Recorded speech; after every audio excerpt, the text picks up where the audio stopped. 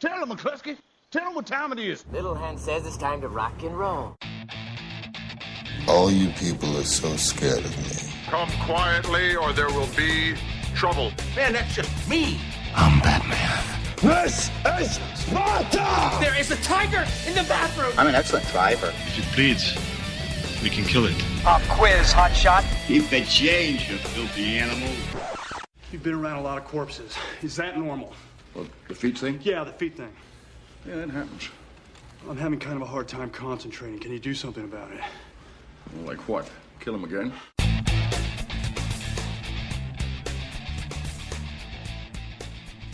Hello and welcome to this week's absolutely sweltering Monday movie show. Coming up in this show with myself, Andrew. And Stuart. Yeah, I almost forgot there. In this show we have reviews of these movies. Magic, action, adventure, if you can call it an action. It's really hard to actually categorise it apart from magic. A magical film. Magic thriller, right? It doesn't. I don't think it's that much of a thriller. But Now You See Me, comedy film about Google with the Internship, documentary Pussy Riot, A Punk Prayer, and surfing drama chasing Mavericks. Yeah. As well as that, we've also got. We're going to go into the box office top 10. But before that, we're going to go into some movie news. Russell Crowe, after starring as Jor-El, father of Superman, in the recent release Man of Steel, has tweeted on Twitter about a potential follow-up in which he could still appear. A lot of you are asking about a Krypton prequel. If that's something you feel strongly, let Legendary Pictures know your thoughts.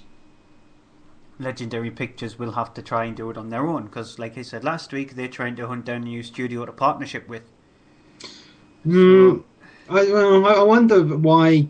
I wonder if there's because if that was to happen, who has the rights?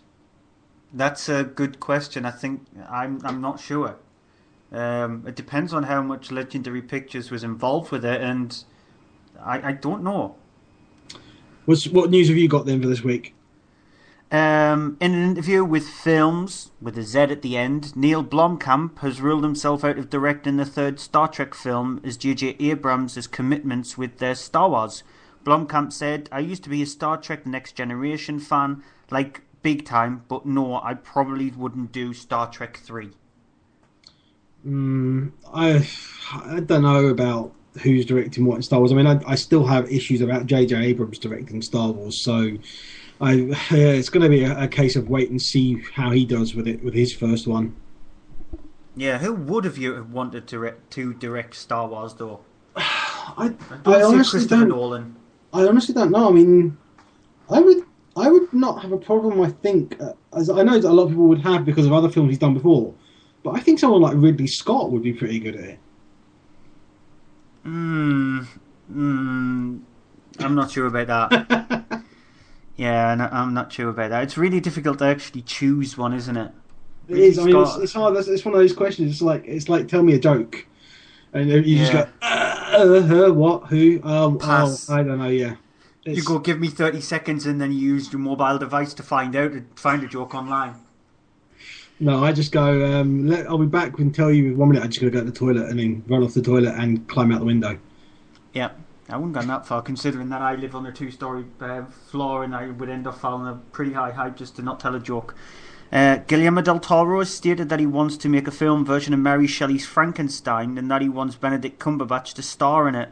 Del Toro has been toying with the idea for years and in 2009 began test shooting with Pan's Labyrinth Doug Jones. I wouldn't mind because Benedict Cumberbatch would be a good choice, I think, for that kind of a role. Although, if they mean the central role, the main role, do they mean Frankenstein or Frankenstein's monster? Because as usual, a lot of people get those mixed up. Yeah, I doubt they'll go with Frankenstein's monster. So my guess would be probably Dr. Frankenstein. I mean, I could. Could you see that working? I could kind of. I could definitely see as Dr. Frank. Actually, I could see him play Jekyll and Hyde as well. He's got that kind of thing where he could easily switch between just being a normal person to being somebody really evil really quickly. So he'll be suited to that kind of role. Jekyll and Hyde's been done to death. I know it has, but so has Frankenstein. That's been done to death as well. We haven't had one for a while. We haven't had a Frankenstein story for a while that I can think of, actually. The same with Jekyll and Hyde, to be honest. We had Hyde, the TV series, and there's another TV series starting soon. But that's which, if you're talking about Do No Harm, don't bother because it only has about 5 episodes or something before it was cancelled in America. Nothing new there. It's been announced that Danny Dyer has been cast in British thriller Assassin. Dyer will play a contract killer who finds out that his latest victim is the father of his girlfriend. The film will be co-produced by Jonathan Southcott. I'm going to get killed by Stuart for saying that wrong. And will be directed by J.K. Amalou. The film will go into production next month. Well, I don't know. It's going to be a sort of a small fair thing, but I mean, there's been worse films made than. We have to admit we're not the biggest fan of Danny Dyer on the show. Nope. But I'm sure there are plenty of fans out there, and if one of them is not in the chat room, I'll be surprised because she comes in sometimes.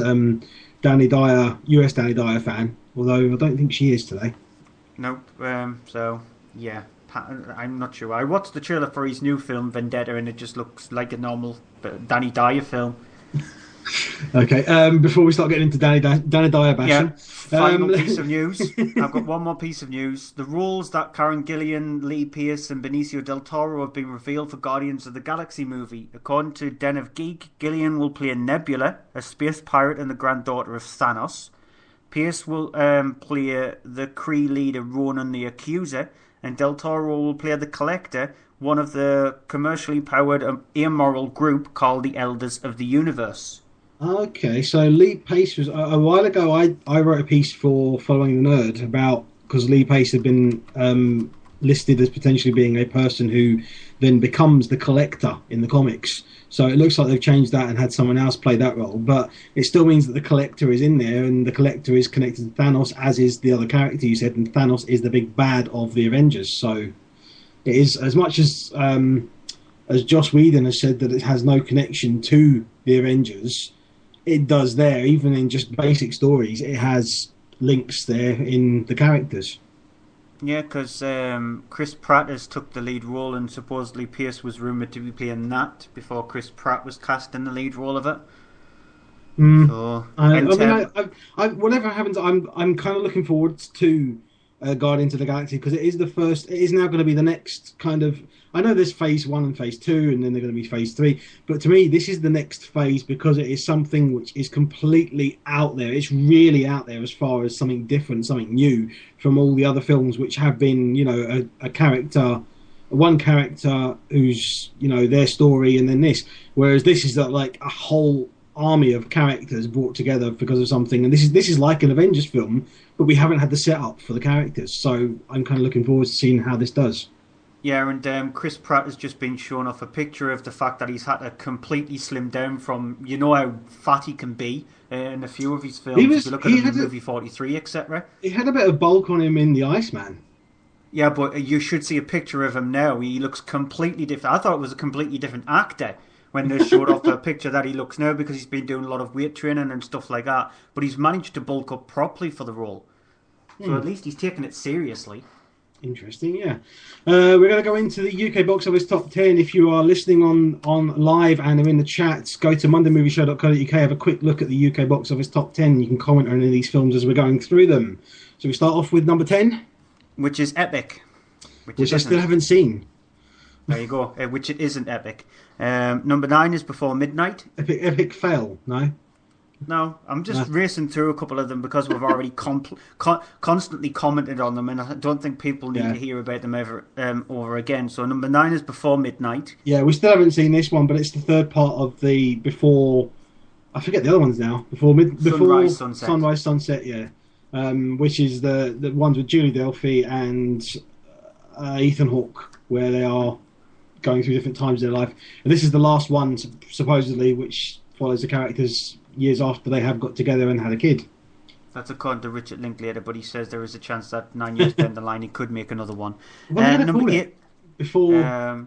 there's rumours like on the 5 Live radio show after sunrise, after sunset, after... Well, there's going to be another 3. Yeah. God. Number 8 is The Hangover Part 3. Just awful. Hangover too long. Worse than the second, not as good as the first. Number 7 is After Earth. Worse than the second, not as good as the first. No, it's not M. Night's worst film, but it's far from his best, and it's a good to look at film. But when it gets to home video, it's going to lose the only thing it's got going for it, which is a big screen special effects thing. You really are like 10 years behind the times, aren't you, when it gets to home video? Home video, it is home video. What was it, home DVD? Yeah, okay. Oh, just say when it gets to DVD and Blu-ray? Well, I'm talking about home cinema. Well, I could say home cinema, actually. Yeah. At number 6, Behind the Candelabra. I still haven't seen this, and I want to see it. Yeah, it's a really good, really good drama. Michael Douglas and Matt Damon are really good in it. At number 5, and you went for Hummingbird. Which is not bad, but disappointing for a Jason Statham action film, because it's not. It's a Jason Statham drama, and it's good for that reason, for it being a good drama film. But if you want to see a Jason Statham action film, don't bother. And number 4, it's and you went for This Is the End. Which I think we both agree on is funny in parts, but ultimately a letdown, and especially with the ending, which is one of the biggest WTF moments ever. Yeah, it's too long as well. I felt like it was too long. Goes on for quite a while. It basically becomes a parody of itself by the movie's end, which... Yeah, it's a huge, massive pat on the back for the actors who were in it. It's just them going, look, we can act, look at the kind of film we can produce, we are the best, we are the ultimate actors. And Seth Rogen can actually act. I have seen it. Just not in this. He still talks about him being with these fill in the blanks. At number 3, World War Z. Which is not a zombie movie, but it's a good movie. It's just basically, it's kind of like a disaster movie where there are zombies in it. It's not really a zombie movie, though. It's not violent as much as you expect. It's not graphic as you'd expect. But I enjoyed it and I liked it. Number 2, Man of Steel. Which we've had disagreeing views on, but ultimately both liked it. I liked it a bit more. I think that it's the best Superman film that we've had ever made to date. I think there are issues that some fans have with certain things, but I think that overall I just really liked it, and I've seen it a few times and I've loved it each time. And I think it's average. So if I see it a second time, I might have the same kind of feeling as I did when I saw Iron Man 3 the second time, because I liked Iron Man 3 less when I saw it the second time than I did the first time. And number 1, you went for Despicable Me 2. I mean, I can say one thing, and that's it. Bottom. Yeah, bottom. Bottom. It's the highest taken debut film of the year so far. 14.8 million. Yeah, I mean, it's. I'm glad it has. I really loved it. I like it as much as the first one, but it's still lacking for me that Pixar quality that Pixar can manage to put in a film. But I mean, if you're gonna see it, the Minions are the big thing. But I mean, you're not going to complain about that because you'll be laughing all the way through. Not everything has to be Pixar-esque, but the Minions have got their own film. You get that, yeah. You get that kind of magic that there is. It doesn't have quite that level of magic to it that the other films, that the Pixar films have. Well, the Pixar earlier stuff, their later stuff is just lacking in magic completely. Yeah, that's true. Yeah, and it's managed to outdo The Lone Ranger at the US box office by nearly 100 million. That doesn't surprise me. From what I've heard about The Lone Ranger, and what word of mouth has been on it, not good really. That's the first half of this section of the show. We're going to go for a quick break, after which we'll be back with our first review. The From Page to Screen Moviecast. So they have 9 times out of 10 they have to send it back to you unopened or just throw it in the garbage can. Things don't always look exactly as we envision our life to look, but sometimes it works out and turns out even better. Gregor Fisher, his bacon number is 2 because he was appeared with January Jones in Love Actually, and January Jones and Kevin Bacon appeared in X-Men First Class together. I've got to say, the very Harold and Kumar 3D Christmas, now that just makes me want to rush out. It's about the acting, about the writing. That's really what theatre is for me. Probably had more names than Prince or whatever. Never mind, there's a joke for the oldies. Everybody's like, who's Prince? Who's he? I'd just like to see Mr. Freeze hiring his bad guys going, right, okay, so you're a psycho, right, can you ice skate? Head over to iTunes, Spreaker and Stitcher and put in the search box From Page to Screen. And that's From Page to Screen, which is with Stuart, not this Stuart, another Stuart. And both of us appear on different shows of his during the weeks at different times, don't we? Yeah, so if you ever want to be confused, listen to the movie show where there's 2 Stuarts spelt exactly the same. Is it? I wasn't sure. It's, His name is spelled exactly the same as mine. We're both Stuerts. That's really not helpful. Nope. Okay, let's move on to our first cinema review. Yeah, it's Now You See Me. It's directed by Louis Leterrier, who did Clash of the Titans. I can actually say Louis Leterrier as well. It's one of the names I can actually say. Yeah, and so it's directed by him. It stars Jesse. As a matter of fact, it stars Jesse Eisenberg, Woody Harrelson, Isla Fisher, and Dave Franco. They each play members of a group called the Four Horsemen, who held different sort of like magician kind of, I wouldn't say powers, but abilities. Jesse Eisenberg's character is more into the illusions. At the start of the film, you see him do a card trick where it actually comes up on the building. By the way, did you think of exactly the same card? I did, yeah, but that's because it's a trick of. It is actually a card trick.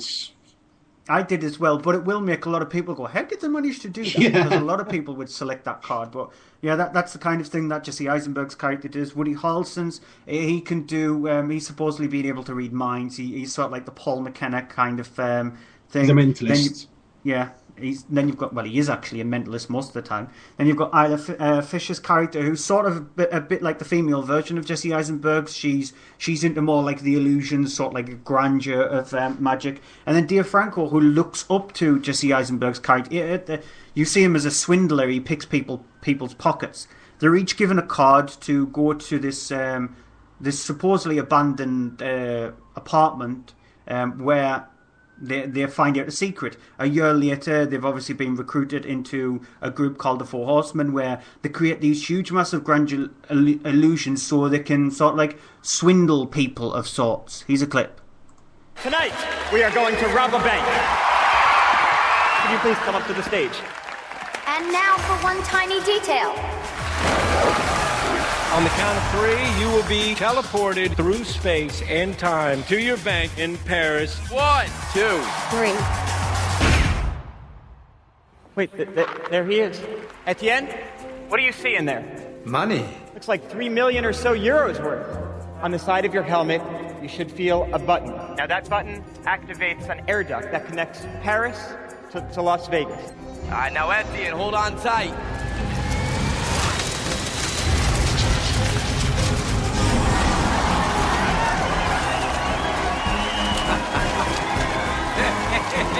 Thank you, Etienne. Thank you, everyone. We are the Four Horsemen. And good night. Good night.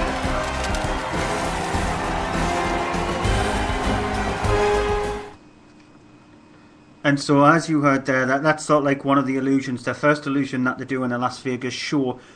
Obviously, what they're doing seems to be wrong, and so Mark Ruffalo's character is brought into the fold along with Melanie Laurent, and they're there to try and track him down. They try and get help from Morgan Freeman's character, who plays Thaddeus Bradley. I really can't read my writing.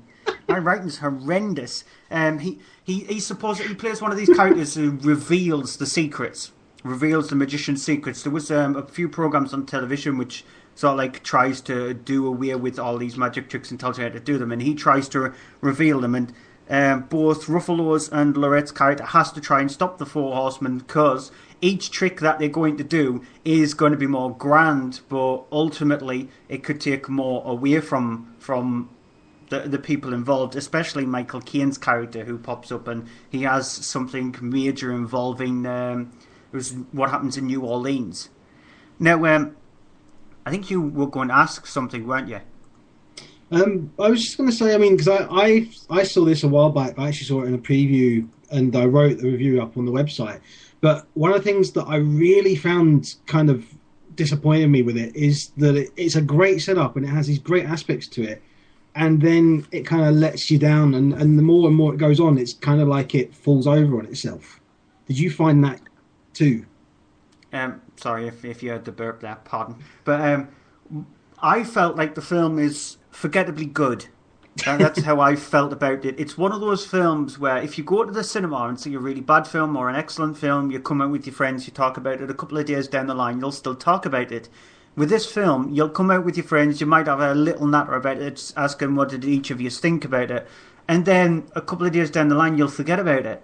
you'll forget exactly what fully went on, even though the set pieces are quite spectacular with the tricks that they're performing, except the one at New Orleans, which I thought was a bit of a letdown with it being the middle set piece. And when it builds up, like you said, it's sort of like the set pieces get worse. The tricks that they do, considering that the first one is, as you heard in that clip there, robbing a bank in Paris. That's a huge, massive, grand trick, considering that they're in Las Vegas and they're going to be able to rob a bank in Paris. And then they do something in New Orleans, and then their final trick, and it's just, you supposedly get the tricks better and better rather than worse and worse. And in this case, they were worse and worse, and it started to become too much of a generic film. Like he didn't have a clue on how to structure the film properly, how to make each one of the tricks much better, how to make you want to follow along with the storyline.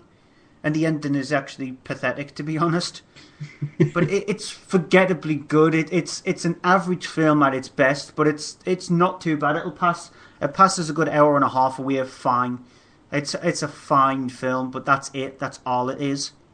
The issue, one of the issues I just want to say with it that I have mainly is the whole thing of it being about magic and the whole thing, and even you've got Morgan Freeman's character there telling you. You watch the left hand. You're made to watch the left hand while the right hand is actually doing something that then would give it away. But the problem is, because this is a film, you can't see the right hand. It's out of your view. You can only see the left hand, and that kind of, for me, is what makes it doesn't work.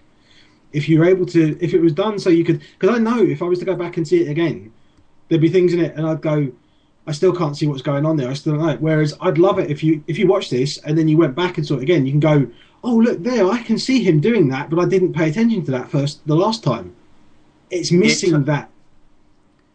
All I was going to say is they talk a good talk, but they don't show a good show. Yeah, exactly. It's good in theory, but not good in practice. Is the shame, really. I'm going to go on to The Internship, which is directed by Sean Levy. It's co-written by Vince Vaughn, who also stars in the film with Owen Wilson. There's a couple of guys who, at the start of the film, are salesmen, and they're very good salesmen. They're really good at what they do. They're actually salesmen for a watch company that has actually shut down business without actually telling them. So they started actually doing a sale to a guy. Guy turns around and goes to them, sorry guys, haven't you heard? Your company has gone out of business. They've stopped trading. They go back to their boss, who tells them, yeah, this is unfortunately the case because of the fact this is the way the world works. We've shut down because there's no point anymore. And so the two of them end up being unemployed, going around looking for jobs, trying to figure out what they can do. When Vince Vaughn's character sees something and applies for an internship at Google, the website Google, if you've not heard of them, though if you've not, and you're listening to us online, where have you been? What is wrong with you? They all use Yahoo. From there on, the two go into Google and join with a whole load of all these other interns, all of which are younger than them. They are older and not really knowledge of the ways of technology, and they're paired up into different teams, the two of them being sort of the left out ones that nobody wants to be with, and a few other weird sort of outsider kids are all teamed together in kind of the throwaway team and are given a job of creating an app, and they're discussing this, what they're going to do while they're doing this. Here's a clip. Come on, guys, let's brainstorm this puppy. We're going to put the coffee in the pot and we're going to let it percolate. I think it'll be helpful to explore what apps have been most popular. Go backwards to go forwards. Oh, and we could bin it, you know? Fall out. Categorize needle movers by type of user. All right, guys, I don't want to kill the momentum or the mojo that you have cooking, but to be fair with you, needles and categories, they don't use apps. People use apps. So I have an idea. Nowadays, people are taking pictures, right? They have their phones now. They're out. Something catches their eye. They want to take it, but then the photo's just sitting there. What if they take that photo and instantaneously put it out there on the line and they share it with their friends? That's Instagram. It already exists. It's one of the most popular apps in the world. Facebook bought them for like $1 billion. Oh, no. Mine is very different than that. How is there something very different than that? Because on mine, you're taking the photo instantaneously. You're putting the photo out there on the line. Is it online? Yeah, I'm putting my photos out on the line and I'm creating an exchange. Yeah, that's Instagram. But mine's more of a social sharing on the line that's happening. Online. Quick interjection. When you keep saying on the line, you do mean online. Stuart, you don't do that to a man. He's got $1 million idea right here. $1 billion idea. Even better, let him flow. Okay, that's all fine, but he's talking about something already invented. So this is a film that is, I mean, there's been a review that was done the other day by Mark Kermode in which he was very vocal. Opinionated, very vocal of his dislike of the film because it is like a big giant advert for work at Google. This is the best place in the world to work, and in that kind of a way, I get what he's saying, but it is like a spoof thing. But Google, if you look into it, is actually like kind of what it's like in this film, which is they have these weird things that are all going on. Everyone's kind of cool and chilled out. They have things where these like sleep pods that people sit in. They actually sit in them, pull this thing across to cover them, and then they get to just sit there and sleep and have a rest for an hour or something during the middle of the work day and things. I mean, it's bizarre, but it's actually all true, and this is all filmed on the Google. The Google, I can't think what it's called, campus in San Francisco. And the thing with this is that I went into this, I did not have high expectations for it. I saw the trailer and I thought, that looks quite funny. The trailer's probably got all the funny bits in it. And it does, but then it doesn't, because there is things, and I saw this with a packed cinema, it was sold out, and everyone was laughing just genuinely enjoyably at it. It's not like you were laughing and going, oh, that was okay. You're actually laughing so much. There's bits in it where you're laughing that much. You kind of go, I can't believe this is that funny. I really can't believe it's that funny. Can I just ask one quick question? You says it was a sold out screening, but you were in a preview screening. It was a preview, yeah. But so do you think it was sold out because it was a preview screening, and that the people who were actually there? I'm guessing you can only go to a preview screening if you do have an unlimited card like you do. Or can anybody go to a preview screenings? This one was for an unlimited card. There's other ones that I get to which you can go and you can find them online and you can sign up for them. But with this one, it was one that I had because of a card that I have. But basically, it was the thing is though that everyone in there, there wasn't. I mean, I was actually sitting to the side, so at times I looked over and to see, and there was I didn't see anyone sitting there sort of bored, wondering what they're doing, looking at their watch or anything. Everyone was laughing at this film, and it's not a brilliant film. It is, and it follows the whole thing of the. You get these kind of films where it's like, okay, this is going to happen, so this is going to happen, then this will happen, then this will happen. It's one of these kind of predictable comedies that by the end everyone's happy and this all happens. But it's one of these ones where it's like the journey is more important. And there's things in it as well. I mean, there's moments in it that I'm into a lot of geek things. I kind of know that you are as well, maybe not as much as I am. And there's lots of geek things in this. Well, I mean, if you've seen the trailer, you get the whole thing. There's reference to the X-Men and to Professor Xavier. If you've seen the trailer, you know that's one gag that is set up, and it plays off really well in the film. And there's that kind of thing, which kind of the movie is taking the mickey out of geeks. But you need to be a geek in order to really get them and to understand a lot of the other references in there. There's one sequence as well during a game of Quidditch that they play, which honestly had me almost falling out of my seat laughing. And to say any more than that, say what it was, would just give it away. But honestly, I was just sitting there and I'm surprised I enjoyed this as much. I did not think I would, because I'm not a fan of Vince Vaughn in comedies. The last one I saw of Vince Vaughn that was a decent comedy was Dodgeball. And Owen Wilson, for me, isn't a comedy actor. If I see him in something serious, he's not bad. I mean, I saw him in the one, I forget the name of it now, the Midnight in Paris. I can't remember, the Woody Allen one in Paris. He was really good in that, but it was a drama. I've not really seen him in anything funny before that I thought he was particularly good in, and in this I think he's very good in. He's very good a comedy actor, and it works. So if you're a fan of them, then you'll love it. If you're not so much a fan, if you maybe like it, you may be interested, you might like it. Otherwise, probably stay away, because you won't. You'll have the same reaction Mark Commode had. But I think if you are easygoing on those kind of comedies, then it's worth seeing, because you'll probably find that you will laugh and enjoy a lot of it. Okay, I have no intention of watching it, but I will have to end off watching it. Yeah, you're going to have to see it on DVD, and I think I don't think you'll like it as much as I did, but I don't think you'll hate it, which for you, a comedy is very rare. Yeah, Mark Kermode says that you need 6 laughs to make a comedy successful. With me, it's 4. If you can get 4 laughs out of me, then it's successful. I think this would manage that. I really do wish you would go and see this at the cinema, because I'd be really curious to find out what you thought. And as well, seeing it with an audience, I think, would help too. For me, it's either going seeing The Internship or Pacific Rim, and I know which one completely beats it to a bloody pulp. Well, no, it's obviously Pacific Rim. We both saw last week This Is the End, which we both liked, both comedies, but as we said in the top 10, we had issues with the ending of it, and it's a kind of pastiche of itself. This is a funnier film for me than This Is the End, and it's not gross out either. That's the thing. It doesn't have gross out comedy in it, which is rare now as well. Okay. Right, next up, Pussy Riot, A Punk Prayer.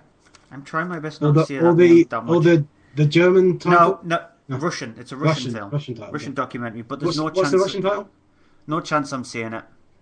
Oh. Pokazetelnia protest Istoria Pussy Riot. There to go.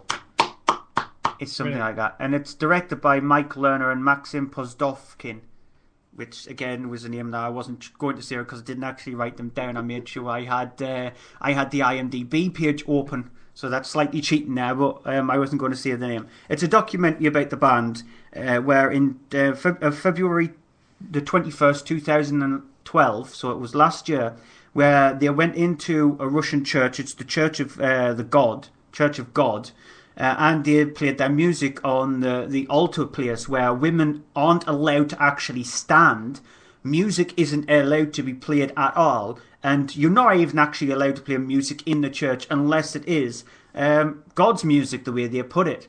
They are arrested and they could face up to 7 years imprisonment for just playing music like this, because Russia is now ruled by Vladimir Putin. It originally wasn't, and they got sort of like some of their independence back, but once Putin came back to rule Russia, he obviously ruled it with an iron fist, and he's a very religious person, and so he imposed all these rules and laws in churches that you can't do set things, and the punishment was going to be harsh. And in this case with the band, it is that they are trying to protest against the fact that women are still not treated as equal as men. They think that women should be allowed in the clergy, like we do sort of have women vicars now in the UK and some in America as well, but in Russia that's not allowed, and they want women to have an even standing ground as that. So they face 7 years imprisonment for what they did, and the documentary explores why they did it, their past, how the band itself was formed, and how a lot of people around the world, once they heard their plight, heard the story, what was going on,